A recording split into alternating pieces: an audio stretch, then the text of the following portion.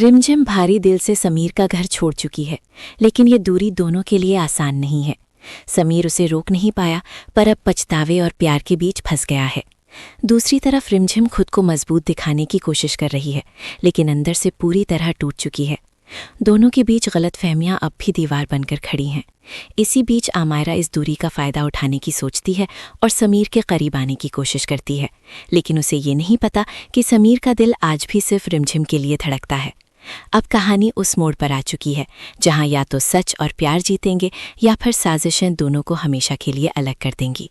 रिमझिम खिड़की के पास खड़ी थी। सुबह की हल्की धूप उसके चेहरे पर पड़ रही थी, लेकिन उसकी आंखों में कोई चमक नहीं थी। नई शुरुआत, उसने धीरे से कहा, लेकिन इतनी मुश्किल क्यों लग रही है? उसने पीछे मुड़कर कमरे को देखा। छोटा सा कमरा, कुछ सामान और ढेर सारी यादें जो उसके साथ चली आई थीं। उधर हवेली में माहौल बिल्कुल अलग था। सब कुछ वही था, लेकिन रिमझिम नहीं थी। समीर सीढ़ियों पर खड़ा था, जैसे अब भी उम्मीद कर रहा हो कि वो दरवाजे से वापस आ जाएगी।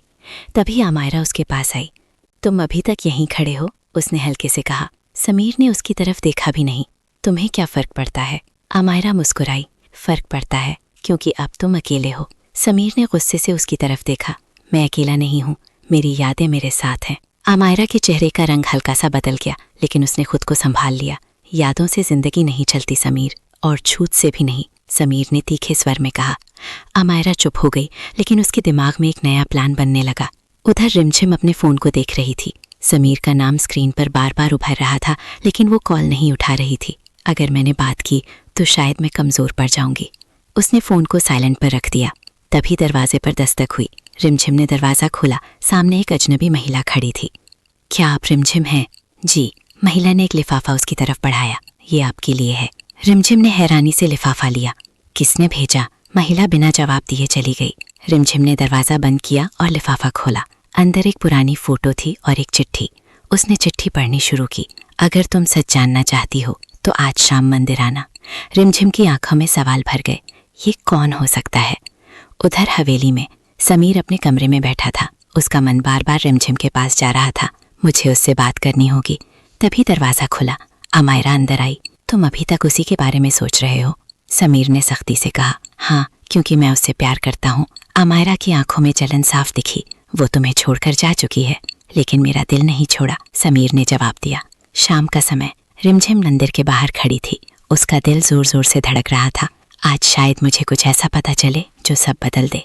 वो धीरे धीरे अंदर गई। मंदिर में सन्नाटा था, सिर्फ दियों की रोशनी और घंटियों की हल्की आवाज़।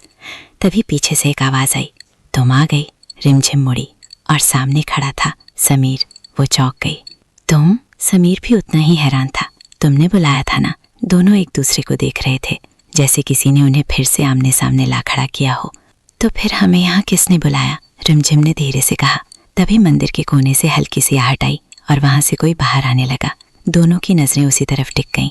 अब सच सामने आने वाला था, और शायद ये सच उनकी ज़िंदगी हमेशा के लिए बदल देगा। मुंबई की बारिश तेज़ हो रही थी। एक लग्जरी पेंट हाउस की छत पर खड़ा था आर्यन सिंह, 31 साल का, शहर का सबसे क्रूर और खूबसूरत बिजनेसमैन, सिंह एम्पायर का मालिक। काले सूट में उसकी ठंडी नज़रें किसी को भी सहमा देती थीं। उसी शहर में एक छोटे से फ्लैट में बैठी थी महक राणा, 24 साल की, बेहद गोरी, लंबे काले बाल, नाजुक चेहरा और आंखों में वो जलती हुई आग जो 3 साल से दबा रखी थी। 3 साल पहले महक की जिंदगी में सिर्फ एक नाम था, आर्यन सिंह।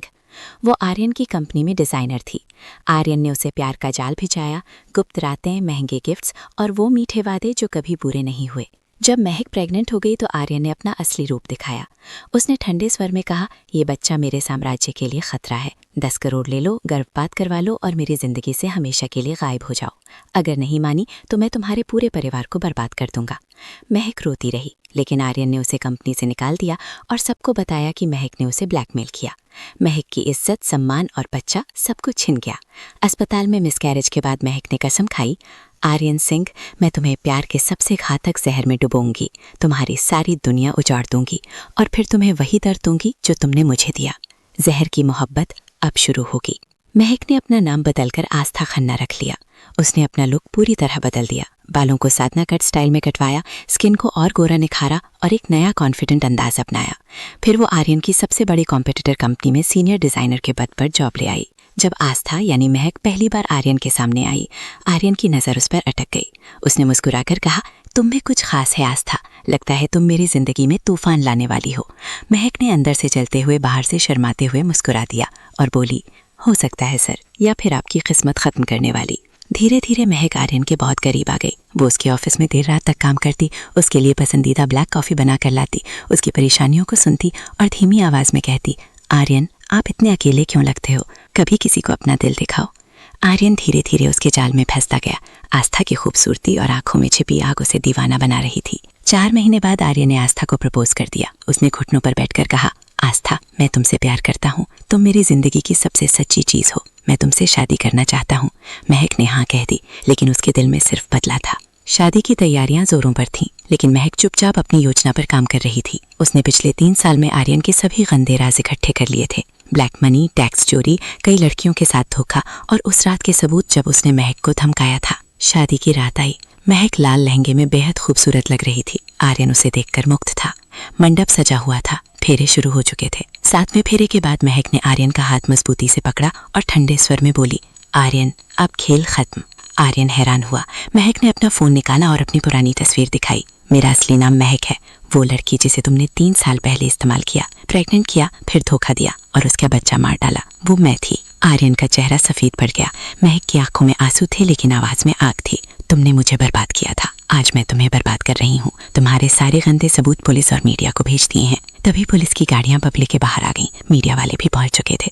महक ने कहा, आज तुम्हारी शादी नहीं, तुम्हारी गिरफ्तारी है। आर्यन चीखा, महक मैं तुमसे सच में प्यार करने लगा था। महक ने ठंडे स्वर में जवाब दिया, मैं भी तुमसे प्यार करती थी आर्यन, लेकिन वो प्यार मेरे बच्चे के लिए था। अब तुम जेल में सड़ोगे और हर रात मुझे और हमारे बच्चे को याद करोगे। आर्यन को गिरफ्तार कर लिया गया। अगले दिन खबरें छप गईं। उसकी कंपनी डूब गई, इज्जत मिट्टी में मिल गई और उसे 17 साल की सजा हो गई। जेल में आर्यन हर दिन टूटता जा रहा था। वो महक को पत्र लिखता, लेकिन जवाब कभी नहीं आता। 1 साल बाद महक खेल आई। आर्यन ने रोते हुए कहा, मुझे माफ कर दो महक, मैं बदल गया हूँ। महक ने आंसू पूछे और बोली, मेरा बच्चा कभी नहीं लौटेगा आर्यन। तुमने मुझे सिखाया कि प्यार कितना जहर भरा हो सकता है। मैंने तुम्हें सिखाया कि जहर की मोहब्बत कितनी खतरनाक होती है। अब हम बराबर हैं। महक जेल से बाहर आई। अब वो एक मजबूत और सफल बिजनेसवुमन थी। उसने अपने बच्चे के नाम पर एक फाउंडेशन शुरू किया जो उन महिलाओं की मदद करता था जिन्हें अमीर लोग धोखा देते थे। समय बीतता गया। महक अब शांत और खुश थी। कभी कभी रात को वो बालकनी में खड़ी होकर बारिश देखती और फुसफुसाती, मेरा बच्चा, माँ ने बदला पूरा कर दिया, अब तुम शांति से सो सकते हो। आर्यन जेल में हर रात महक को याद करता और सोचता, एक औरत ने मुझे राजा से कंगाल बना दिया। जहर की मोहब्बत की ये कहानी यहीं खत्म।